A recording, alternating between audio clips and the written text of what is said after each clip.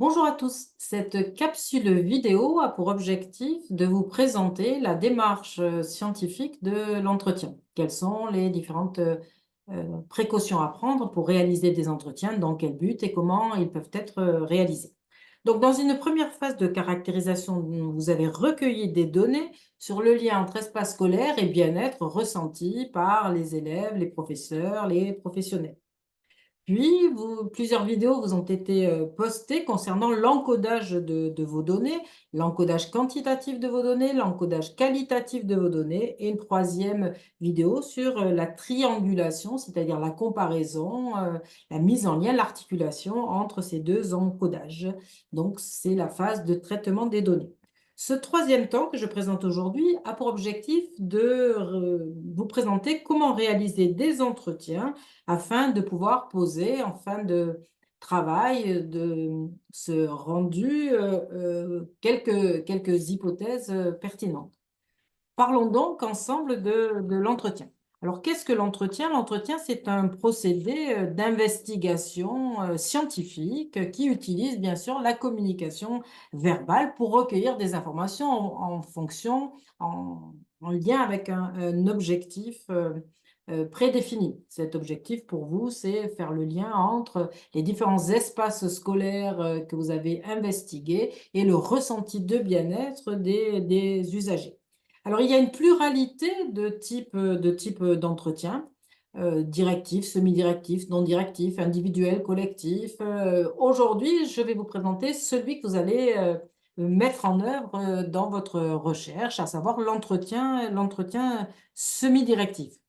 Les entretiens se distinguent selon le degré de directivité de cet entretien, leur flexibilité ou pas. L'entretien semi-directif, il a pour objectif de définir un certain nombre de thèmes prédéfinis sur lesquels systématiquement tous vos enquêtés, tous vos répondants devront réagir, mais vous avez la possibilité de modifier l'ordre des questions, la formulation pour l'adapter à votre sujet, répondant.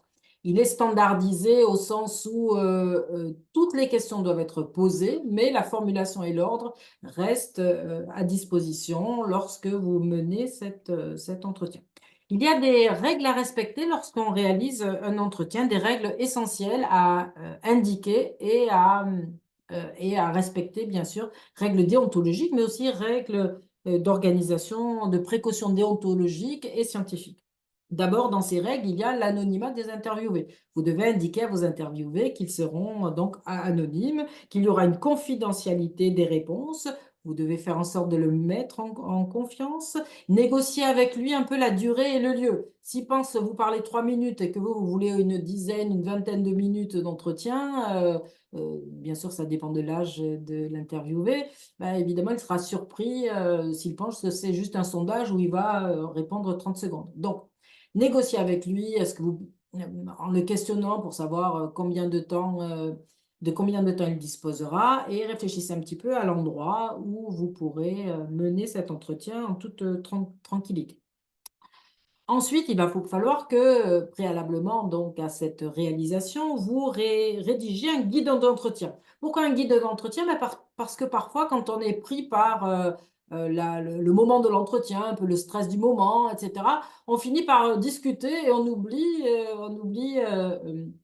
oublie les indicateurs, que l'on s'est posés, les grandes thématiques, ce guide va vous permettre de ne pas oublier la visée scientifique de votre démarche en cours de l'entretien parce que pris par l'échange, vous pourriez ne plus être centré sur votre question de recherche et discuter, en général. Voilà, donc c'est essentiel d'avoir rédigé ce guide d'entretien, même si, comme je l'ai dit, pour un entretien semi-directif, vous pourrez, faire bouger l'ordre, la formulation. D'ailleurs, cette formulation, on va en parler, il faudra l'adapter à son interlocuteur.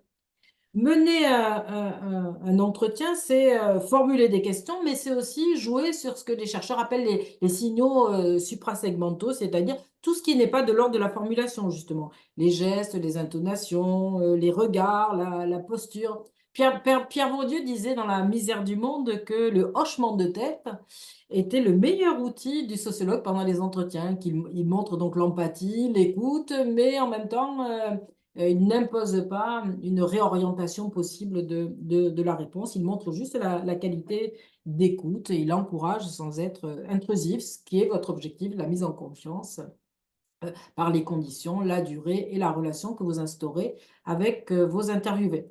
Nous vous proposons pour votre travail de recherche de DU de cette année de réaliser 3 entretiens. Un entretien auprès d'un élève, un entretien auprès d'un professeur et un entretien auprès d'un autre adulte de l'établissement. Un CPE, un AED, le principal ou le proviseur, l'infirmière, la conseillère d'orientation, la personne qui vous semble pertinente et que vous réussissez à obtenir pour réaliser cet entretien. Bien sûr, ces personnes doivent avoir rempli les endroits où ils se sentaient bien et les endroits où ils se sentaient mal ou moins bien dans l'établissement, de manière à ce que cet entretien vous serve à comprendre le sens subjectif que ces sujets donnent à leur encodage. Donc, ils ont codé qu'ils se sentaient bien à la cantine ou très mal à la cantine. Ben, vous n'en savez pas plus tant que vous ne les avez pas interviewés pour savoir s'ils se sentaient mal du fait du bruit ou très bien du fait qu'ils étaient avec leurs copains ou les profs très mal parce que il y avait trop de promiscuité, etc., etc. Donc, ces entretiens ont donc pour objectif de donner du sens au codage des lieux que vous avez fait réaliser par des élèves ou des professeurs. Euh, Quelques conseils pour la formulation de vos questions. D'abord, ne donnez jamais à votre répondant, élève, professeur, professionnel, votre question de recherche. Ça, c'est votre réflexion à vous. Ne lui dites pas ce que vous cherchez, parce que sinon, vous ne le verrez jamais. Ne répondez jamais à votre propre question. Si vous posez une question, vous attendez la réponse, vous n'orientez pas. Posez une seule question à la fois. Souvent, dans un questionnement, on a tendance à demander trop et du coup, on ne sait plus trop à quoi les interviewés répondent. Évitez évidemment tous les jugements de valeur. Juste votre hochement de tête ou votre confirmation doit dire je vous entends, mais ne doit jamais valider ou invalider une réponse possible. Privilégiez les questions ouvertes. Privilégiez surtout le comment au pourquoi. Relancez l'entretien en demandant des précisions. Utilisez des verbes ou des expressions d'encouragement, de précision. N'ayez pas peur des silences de temps en temps. Même si là, je parle beaucoup et qu'il y a peu de silence, dans l'entretien, c'est bien de temps en temps de laisser réfléchir. Et puis, toujours demander à préciser de quoi il s'agit quand on utilise des mots comme on, nous, il, les gens, ça. Il faut savoir de qui il parle en général. L'idée, c'est d'éviter les expressions trop générales et que la personne vous parle de lui. Et puis, ne jamais couper la parole. Lorsque vous aurez terminé vos 3 entretiens, il va falloir les transcrire. Alors, pour les transcrire, évidemment, la prise de notes n'est pas suffisante. Il va falloir les enregistrer. Pour enregistrer un entretien, aujourd'hui, c'est relativement facile. Vous avez sur n'importe quel téléphone ou tablette des dictaphones qui vous permettent d'enregistrer l'entretien. Bien sûr, vous indiquez à la personne que vous enregistrez cet entretien et que cet entretien sera détruit à tel moment, par exemple à l'issue de votre DU. Ce qui est donc le gage que cet enregistrement ne sera pas conservé. En parallèle de cet enregistrement, vous pouvez aussi prendre quelques notes, puisque le, le- vous n'aurez que le son, la voix de l'entretien, vous n'aurez pas tous les éléments gestuels, le haussement d'épaule, le petit sourire en coin qui dit le contraire de ce qu'on a envie de dire, l'ironie. L'ironie, parfois on l'entend, mais pas toujours. Donc voilà, prendre quelques notes, ça peut aider. Voilà. Mais si vous faites la transcription d'entretien relativement rapidement après avoir réalisé ces 3 entretiens, vous vous souviendrez de ce qui s'est passé, mais cette prise de notes peut être utile. Voilà, donc vous avez réalisé vos 3 entretiens. Je n'ai rien dit sur la durée de ces entretiens. Bien sûr, elle est adaptée à la personne que vous avez en face. Si vous avez un élève de 6e, il va pas vous parler 3 quarts d'heure. Au bout d'un moment, évidemment, comme vous êtes des professionnels, vous savez bien que la formulation des questions, mais aussi la durée de l'entretien doit s'adapter à la personne à laquelle on parle, bien sûr. Donc, pour un élève, selon son âge, une quinzaine de minutes, ça sera le maximum que vous pourrez obtenir. Peut-être pour un professionnel qui a pas mal de choses à dire sur son vécu de l'établissement, bah, c'est pas mal. L'entretien peut durer beaucoup plus longtemps, une trentaine, une quarantaine de minutes. Voilà, c'est vous qui verrez à l'usage selon les répondants. Du coup, il est important d'avoir précisé ça à l'avance à la personne, qu'elle n'ait pas juste envie d'aller faire, de vite partir pour rentrer chez elle et vous, vous avez besoin de 40 minutes d'entretien. Voilà, donc vous avez réalisé vos 3 entretiens. Qu'est-ce que vous pouvez en faire maintenant? C'est la phase transcription des entretiens. Un entretien doit être retranscrit. Retranscrit, qu'est-ce que ça veut dire? Ça veut dire que tout ce qui a été dit doit être transcrit à l'écrit. Donc, transcrit comment? C'est-à-dire en ne changeant juste rien. Si la personne ne finit pas une phrase, vous ne la finissez pas. Si la personne fait une faute de français, vous la laissez. Si la, que- Quel que soit l'élément que vous repérez dans cette transcription d'entretien, bah, il faut le laisser. Donc, il y a votre question, la réponse, votre question, la réponse, et vous retranscrivez, on ne met pas de guillemets, simplement, on retranscrit entièrement l'ensemble de l'entretien, même les bruits, hein, si la personne fait un borborigme, se met à rire, on met entre parenthèses rire, si la personne s'énerve ou parle plus fort, en général, on met en majuscule pour montrer qu'il s'est passé quelque chose, ou alors entre parenthèses, on dit avec colère, c'est pour ça que la prise de notes est importante, ou avec ironie, on peut ajouter des petits commentaires, genre des didascalies, comme on dirait en théâtre, hein, qui permettent à celui qui lit votre entretien de comprendre exactement ce qui s'est passé pendant ces 10, 15, 20 minutes d'entretien entre vous et votre interviewé.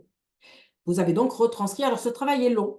Comment on fait pour gagner un peu de temps? Vous allez n'en faire que 3, mais 3, ça prend quand même du temps. Bah, ou bien vous écoutez puis vous transcrivez, voilà, tout bêtement, hein, mais du coup, il faut arrêter, etc. Sauf si vous êtes si vous êtes hyper efficace, mais on doit toujours arrêter, réécouter, etc. Soit une autre manière de faire, ça peut être d'avoir 2 outils. Si vous avez un téléphone et une tablette, c'est très simple. Ben, vous écoutez dans une oreille, vous écoutez l'entretien, et puis sur votre tablette, vous enregistrez ce qui a été dit en le disant avec votre voix. Si bien que avec l'intelligence artificielle des tablettes, ça fonctionne très très bien et ça va beaucoup plus vite que d'avoir à taper tout l'entretien et ensuite vous le corrigez. Bref, vous trouvez votre solution pour transcrire vos 3 entretiens. Voilà, vous avez donc retranscrit vos 3 entretiens. Ils font partie de votre matériau, c'est votre matériau, hein, bah, du coup, il va falloir ensuite traiter ces entretiens. C'est la phase de traitement des données. Tout comme vous avez traité les données que vous avez recueillies lors du codage des espaces par les élèves ou les professeurs, ben là, il va falloir traiter ces données. Qu'est-ce qu'on va faire avec ces entretiens? Du coup, cette phase, c'est une phase exploratoire, hein. Votre travail cette année est un travail exploratoire qui vous permet d'acquérir des méthodologies de recherche. En général, on fait des entretiens exploratoires qui permettent ensuite de poser des hypothèses. Et ensuite, voilà, on peut refaire un véritable travail beaucoup plus conséquent. Mais pour cette année, on s'arrêtera à cette phase exploratoire. Cette phase exploratoire va vous permettre de définir des hypothèses pour comprendre, au fond, quels sont les espaces, les bâtiments, les typologies d'espaces peut-être, puisque vous verrez qu'il y a un des encodages qui travaille sur les typologies d'espaces dans les établissements, les espaces interstitiels, enfin les espaces de flux, etc. Donc, vous allez pouvoir poser des hypothèses, et ces hypothèses, vous allez les poser à l'aide de l'encodage des données que vous avez réalisé préalablement, et deuxièmement, des entretiens qui donnent sens à cet encodage. Donc, ces entretiens, il faut donc les encoder par rapport aux indicateurs que ces encodages de lieux vous ont donnés et de tous les éléments de ressenti qui vont vous permettre euh, de, de, de traiter systématiquement tous les entretiens. Donc, les 3 entretiens vont être traités à partir d'une grille d'encodage des entretiens. avec un certain nombre d'items que vous allez définir après l'écoute de ces entretiens. Donc, le conseil, c'est évidemment de transcrire rapidement, de les écouter pour s'en imprégner et à partir de là, de bâtir une grille d'encodage des entretiens avec les différents items qui vont vous permettre de comprendre pourquoi et comment les individus se sentent bien dans tel espace, mal dans tel autre, et ou moyennement bien, et qui se sent bien à quel endroit de l'établissement, les professionnels, les élèves, les autres personnels. Bien sûr, votre échantillon est tout petit, mais c'est ce qui permet les entretiens explorateurs de poser des hypothèses globales de recherche qui ensuite sont traitées à grande échelle lorsqu'on fait par exemple un mémoire de master. Voilà. J'espère vous avoir donné suffisamment de clés pour pouvoir réaliser vos entretiens et nous aurons des petites séances de relations ensemble, hein, d'échanges dans lesquels, pendant le DU, pendant lesquels vous pourrez poser toutes vos questions sur ce que j'aurais dit de manière beaucoup trop rapide ou c'est ce qui n'aura pas été suffisamment clair. Voilà, à bientôt.